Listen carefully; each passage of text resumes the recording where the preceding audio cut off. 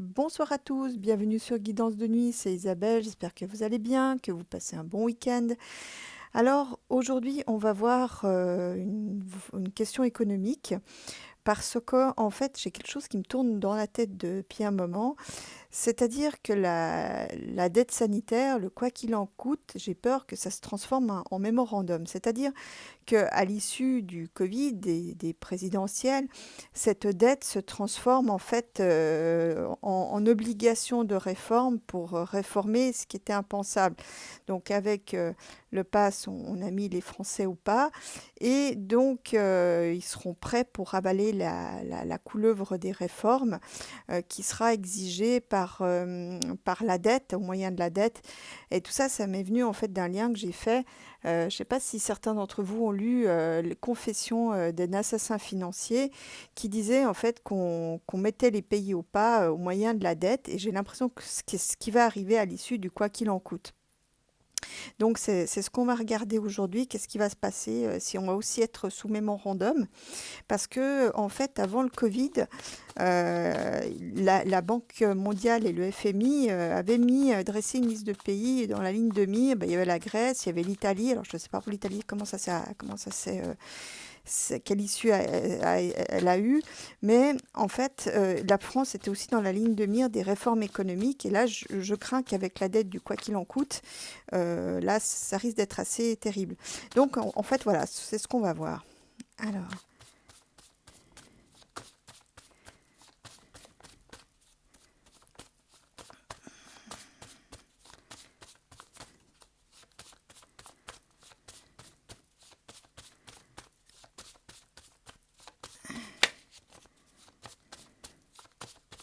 Disons que j'ai l'impression que c'est la phase 2. La phase 1, c'était le pass, hein, de pixeliser tout le monde. Et la phase 2, bah, ça sera de mettre tout le monde en rang sur le plan économique. Donc voilà. Donc de faire les réformes, des choses qui n'étaient pas réformes, qu'on n'aurait jamais réformées ou voulu réformer jusqu'ici, bah là, on n'aura pas trop le choix. Voilà, j'ai un peu peur d'un mémorandum français. En d'autres termes, que la France vive ce que la Grèce a vécu.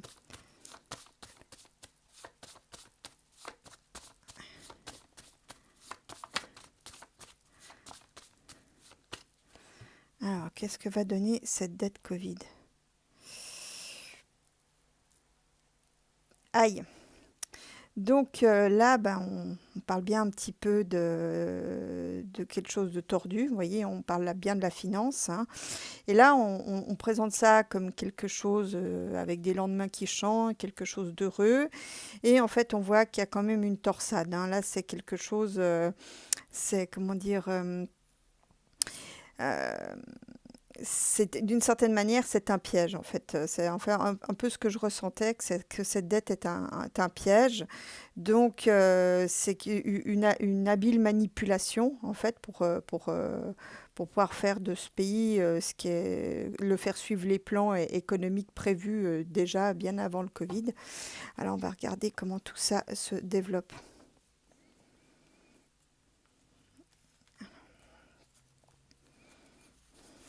Alors, est-ce que la France va subir le sort de la Grèce à cause de sa dette?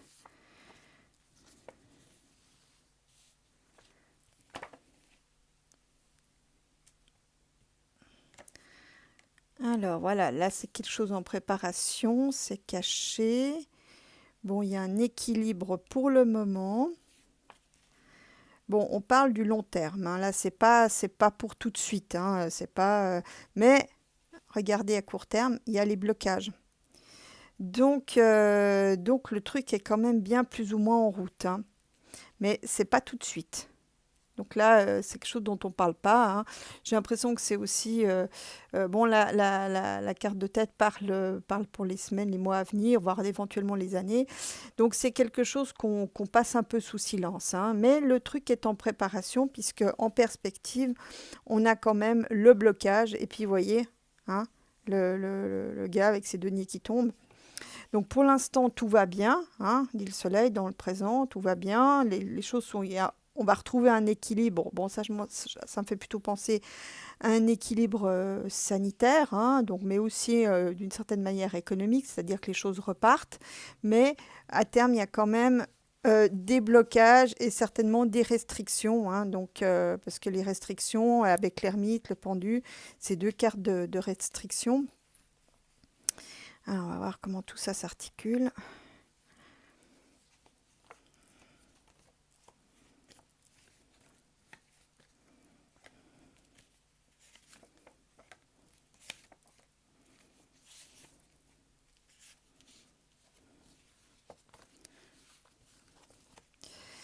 Alors, donc on a le soleil avec... Écoutez, là, donc on est bien dans une situation post-poudrée. Donc la nouvelle heureuse, c'est qu'il se barre, hein, il s'en va. Mais enfin, il s'en va pas très fier, hein, il a quand même le derrière à l'air dans l'histoire, hein. Donc là, il est toujours aussi à la masse, hein, ça change pas. Mais moi, à mon avis, il s'en va, hein. Donc là, ça confirme ce que j'ai déjà vu dans plusieurs jeux. À mon avis, il va pas rester. Je suis même pas sûre qu'il soit candidat. Je crois qu'en fait, ça l'a éreinté. C'était pas aussi bien qu'il l'avait pensé, en fait. Alors, d'où peut-être son addiction pour tenir le coup. Bon, alors voilà. Là, on a...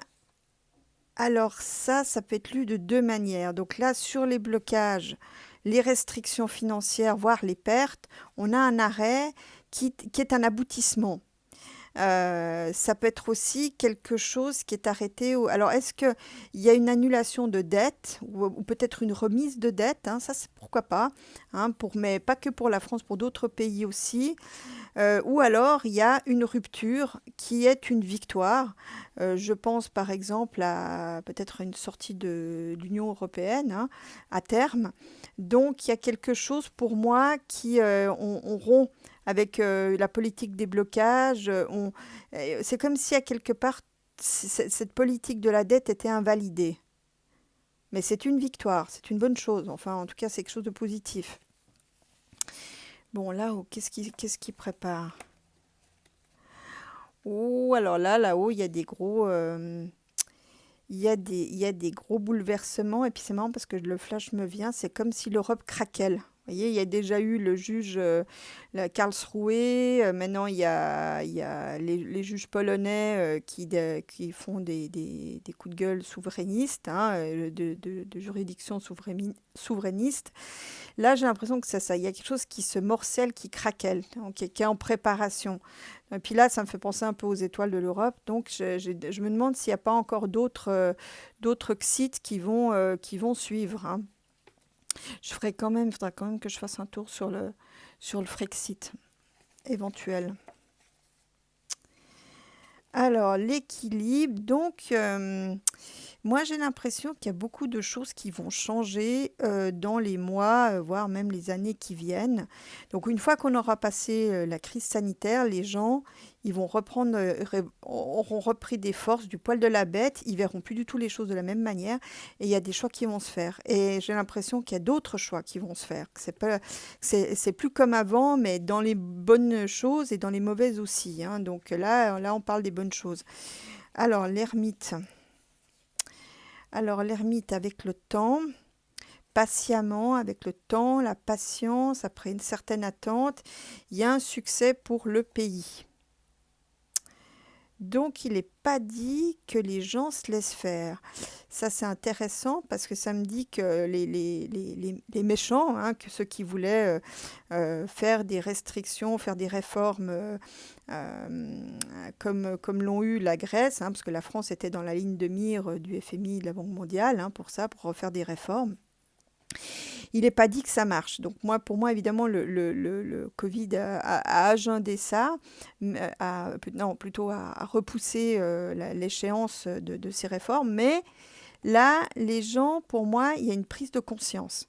Les gens ont ouvert les yeux, même si, enfin, des degrés divers, hein, ils ont les yeux plus ou moins ouverts, mais ils les ont ouverts quand même, hein. Et je suis plus sûre qu'ils vont pouvoir mettre leur plan comme ils veulent. Bon, on va continuer.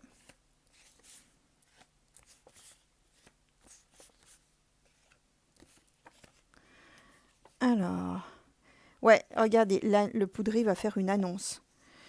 Mais il va faire une annonce dans un état second, hein, que j'ai l'impression que ça va être du même acabit que celle du 12 juillet. Alors, il annonce quoi, ce garçon? Il annonce des mesures, des réglages, qui lâchent peut-être du lest. Voilà, il annonce que finalement les choses s'arrangent, qu'il veut être gentil, parce qu'un coup il est gentil, un coup il est méchant. Mais moi j'ai l'impression qu'il navigue en zigzag, hein. Donc je pense que ça va être que les choses s'arrangent au niveau sanitaire. Peut-être que finalement le pass ne sera pas reconduit après le 15 novembre. Hein, mais évidemment, j'imagine qu'il se réserve quand même sous le coude la possibilité de le remettre en route si besoin. Mais là, on a quand même une annonce du poudré qui est toujours en zigzag et qui va nous annoncer un réglage plutôt heureux, plutôt agréable. Donc je pense que là, on parle peut-être de la mise de côté du pass. Alors là-haut, oui, oui, là, il y a quand même j'ai comme l'impression qu'il va y avoir aussi un coup de grisou au gouvernement. Moi, je me demande s'il n'y en a pas un qui va sauter là-dedans. Hein, quoi, j'ai l'impression qu'il va y avoir un coup de grisou qui est déjà plus ou moins larvé en préparation, qui est un coup de grisou. Bon, là, ça me parle aussi du Parlement européen qui vont aussi essuyer des frondes, hein. Je pense qu'il va y avoir d'autres Brexit. Ça confirme un petit peu ce que je ressentais de prime abord. Et ça, c'est pour donc les semaines, les mois qui viennent. Alors, au centre du jeu, qu'est-ce qu'on a? Ouais, il y a un choix parlementaire, mais du coup, j'ai plus de tarot, donc je vais prendre mon tarot de secours.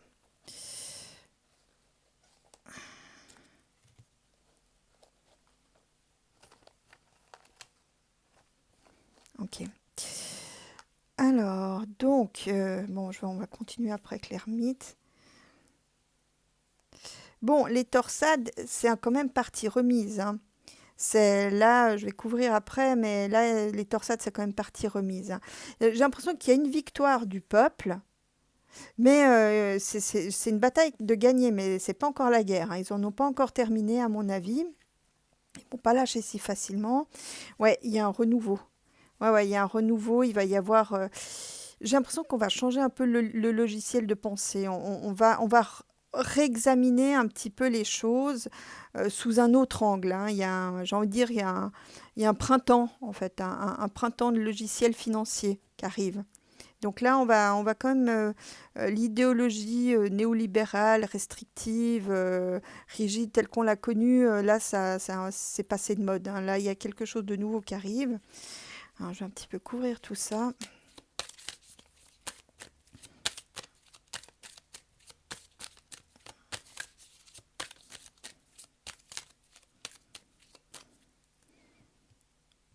Alors, en coupe.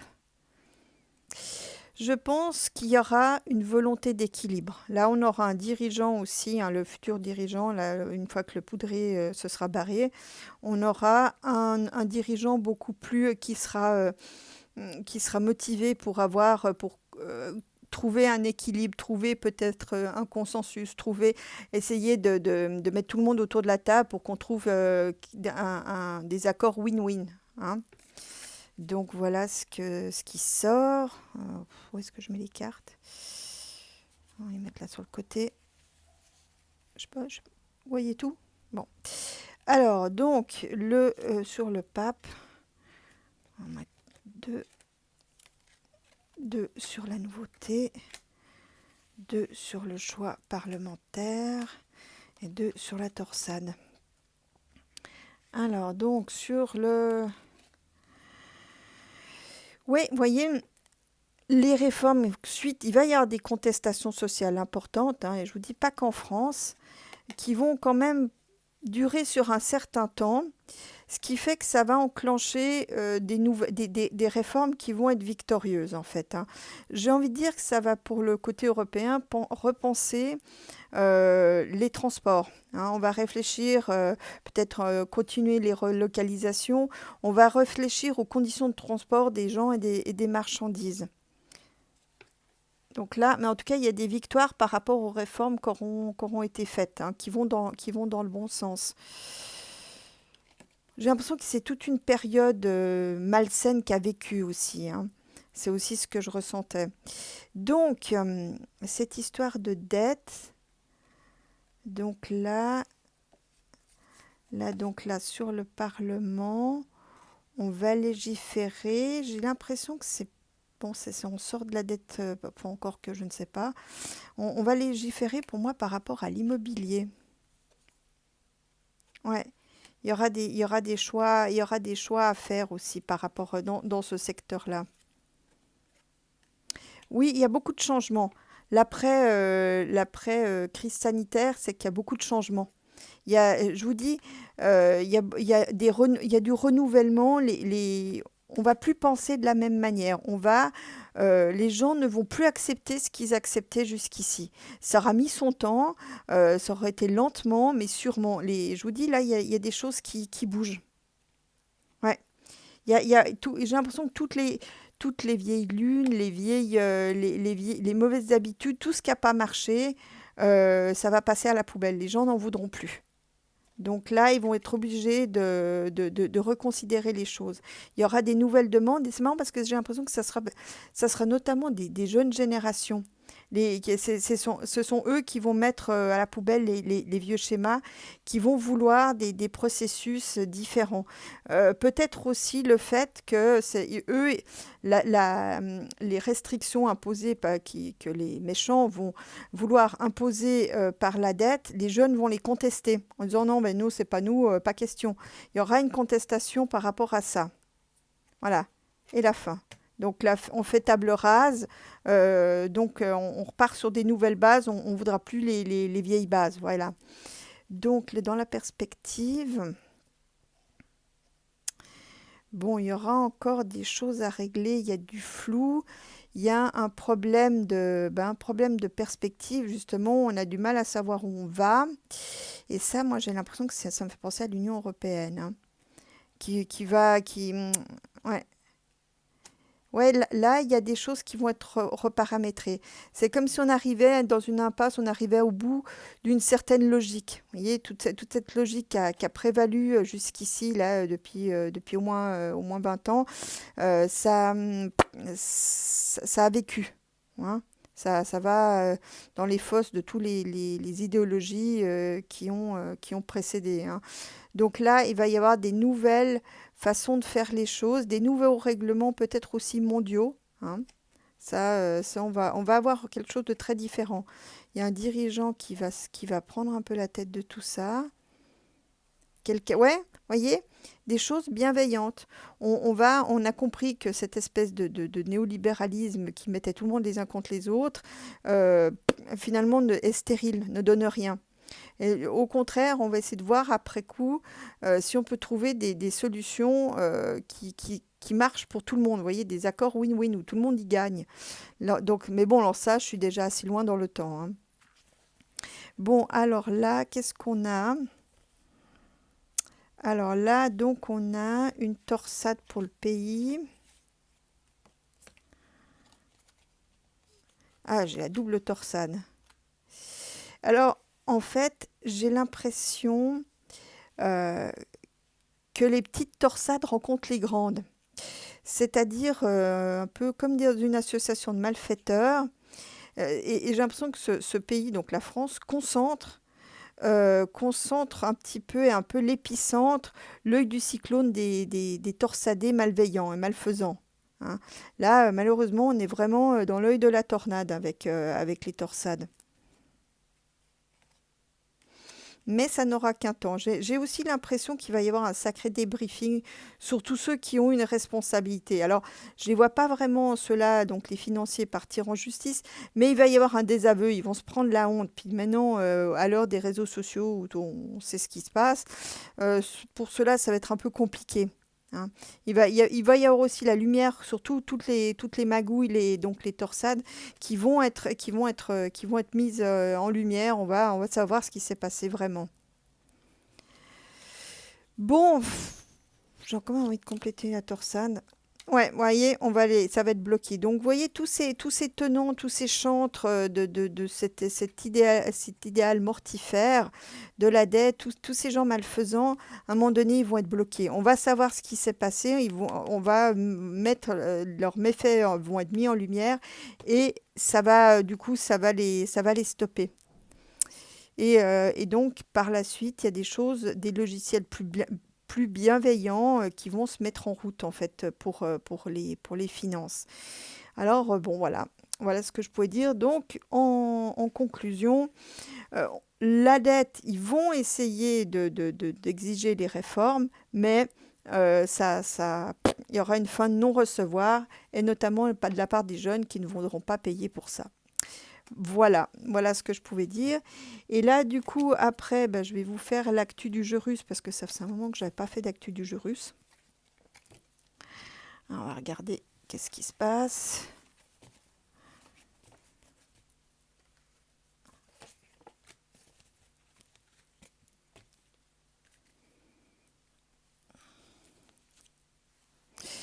Alors, reste juste à savoir où il est. Voilà, ça y est, je l'ai trouvé.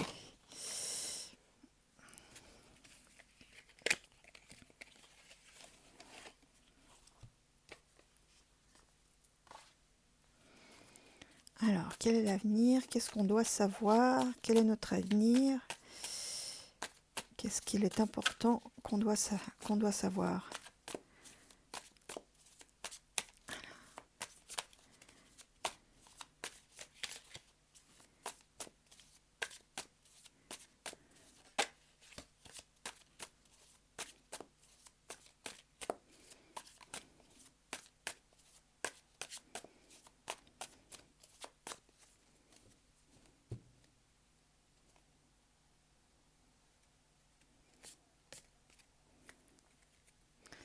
Bon, ça, c'est un désir de revenir un peu.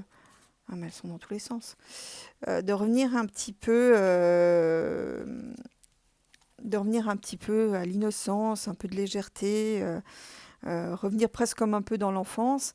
Et puis le bouquin, donc, on va peut-être apprendre des choses qui sont cachées. Hein, peut-être le fait qu'on a été pris pour des moutons, hein, j'entends, pour du bétail, hein, comme ça sort dans certaines vidéos.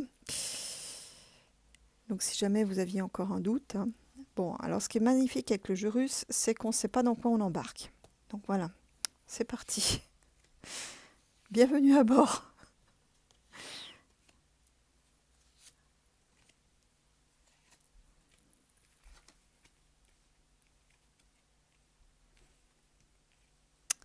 Ah, mais des cartes sympas. Il y a des cartes très sympas. Alors là, on commence avec le Sphinx. Donc là, il va y avoir des demandes de compte, hein, de part et d'autre, que ce soit par rapport à la crise sanitaire, que ce soit par rapport aux financiers. Il va y avoir un grand débriefing des demandes de compte. J'ai le sentiment aussi qu'on va maintenant, comment dire, faire une espèce de chasse aux magouilles. C'est-à-dire qu'on va essayer de répertorier tous les dysfonctionnements, les magouilles, les combines, les ponts de traverse que certains utilisent, les passe-droits, vous voyez. L'espoir, donc on va dans la bonne direction. Bon, ça, c'est les hypocrisies qui sont importantes, puissantes. Ça me fait penser aussi au lobby financier, hein, l'ours. Hein, donc, et on va faire la lumière sur tout ça.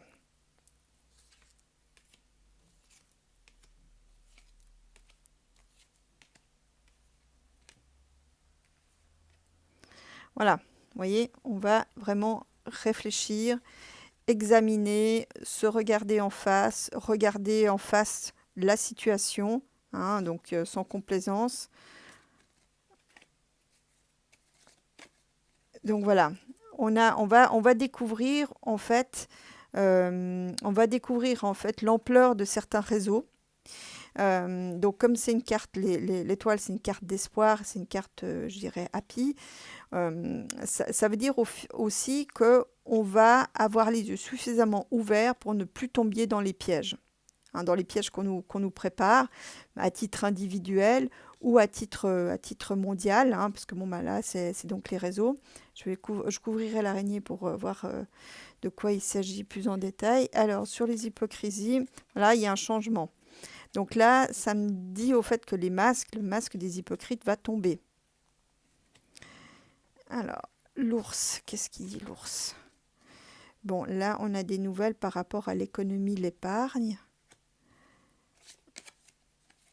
Voilà, on va. Alors c'est une super nouvelle parce que rapidement, donc la flèche pour moi c'est la rapidité. On va retrouver la lumière, on va retrouver, je pense, une vie normale et ça dans d'ici peu de temps. Donc ça c'est la bonne nouvelle. Alors ce que je vais refaire une ligne.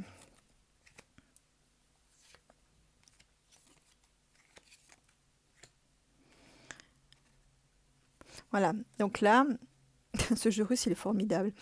Donc là on a un examen en regardant les choses en face pour découvrir en fait que la réalité elle est beaucoup plus importante que ce qu'on en imagine, hein. Donc là, il y a ça me dit qu'il y a beaucoup d'affaires qui vont ressortir, que pour l'instant on voit juste la pointe de l'iceberg.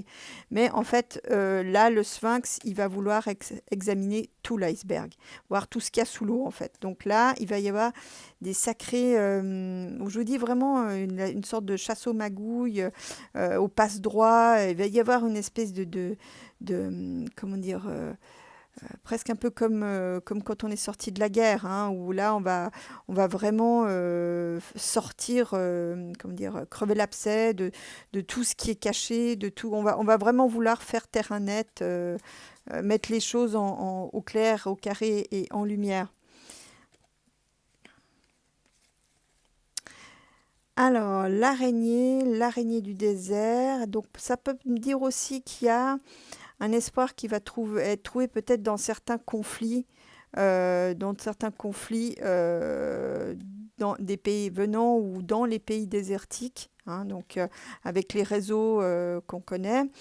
Ça me dit aussi que l'espoir fait que certains pièges, certaines manigances ne donneront rien. Hein, le désert, c'est vite. Donc là, ça les mènera nulle part. Donc là, ils pourront pas mener à bien leur projet. Donc les vilains, hein, ceux qui veulent nous mettre dans des pièges, ils ne pourront pas mettre à bien leur projet. Évidemment, ça peut aussi se lire à titre individuel, hein. Alors, les masques qui tombent.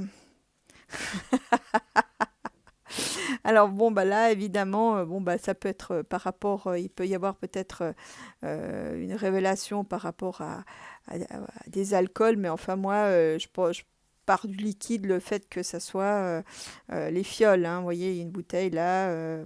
Donc j'ai l'impression on va faire des découvertes sur les fioles. Il y a des choses, des masques vont tomber par rapport à ça. Alors, sur les nouvelles de l'épargne, alors il y a des bonnes nouvelles au niveau financier, au niveau des avoirs, au niveau des... il y aura peut-être des projets qui vont aider les gens peut-être à acquérir une maison, peut-être un rehaussement de l'épargne, hein. Donc voilà, donc il y a des bonnes nouvelles sur le plan financier, sur le plan des avoirs, hein. Et puis rapidement sur le soleil, vous voyez? C'est une volonté de là-haut, hein. Le soleil, rapidement, c'est une volonté de là-haut. Ça me dit aussi que on va aussi faire la lumière sur tout ce qui a trait à la surveillance. Il y a des choses aussi qui vont. J'ai l'impression qu'en fait tout ce qui, de manière générale, tout ce qu'ils veulent cacher, ça va être mis en lumière, hein. Donc là aussi, tout ce qui est surveillance, on va en apprendre des belles. On va voir leurs procédés, qu'est-ce se comptaient faire, leurs projets. Donc voilà. Donc on a la lumière qui arrive rapidement et c'est une volonté de là-haut. Bon, ben voilà, hein, on avance doucement mais sûrement. Bon, je vais peut-être encore mettre une carte sur la... Voilà, là encore, voyez. On veut que maintenant les choses partent sur des bases honnêtes, les trucs cachés, chelous, malveillants, voilà, c'est ça, la licorne, elle veut pas, hein. Donc là, il va y avoir j'ai envie de dire des âmes pures qui vont demander des comptes pour qu'on mette en lumière tous les procédés chelous, hein. Donc, peut-être que mettre des protocoles en route aussi qui soient plus honnêtes, hein, plus respectueux. Donc là, mais en tout cas, pour moi, il y a une chasse aux sorcières des magouilles, hein, des passe-droits et des choses comme ça. Ça me dit aussi que ça a plus court, ça va être de moins en moins toléré, hein, les magouilles, les combines, tout ça, ça va être de moins en moins toléré. En tout cas, pour nos dirigeants. Bon, bah voilà, j'en ai une encore sur l'œil. Voilà. Ils ont l'œil sur les rats. Et là-haut, ils regardent les rats. Bon, ça, j'ai pas. Alors, ouais, bon, je résiste pas, envie de vous faire une petite lecture un petit peu spirituelle. Donc, en fait, cette crise, parce que le rat symbolise la maladie, donc cette crise sanitaire, c'était quand même voulu quand même par là-haut, pour nous faire avancer, hein, pour nous faire nous retrouver, hein, parce que les rats, c'est quand même des bestioles grégaires collectives. Donc, en fait, l'idée, c'était qu'on se retrouve, hein, voilà. Donc là, on parle bien d'une maladie aérienne, donc qui se transmet par l'air. Donc c'était bien une histoire de là-haut, mais la bonne nouvelle, c'est que ça arrive à son terme. Donc je pense que dans quelques temps, peut-être peut-être d'ici la fin de l'année, on va apprendre que ce truc a perdu de sa nocivité et puis on va pouvoir se remettre à vivre normalement, hein, et toujours par la volonté de là-haut. Voilà, voilà ce que je pouvais dire pour cette vidéo et l'actu du jeu russe. Eh bien, bah, prenez soin de vous, de vos proches, les uns des autres, et je vous retrouve à bientôt pour une nouvelle vidéo.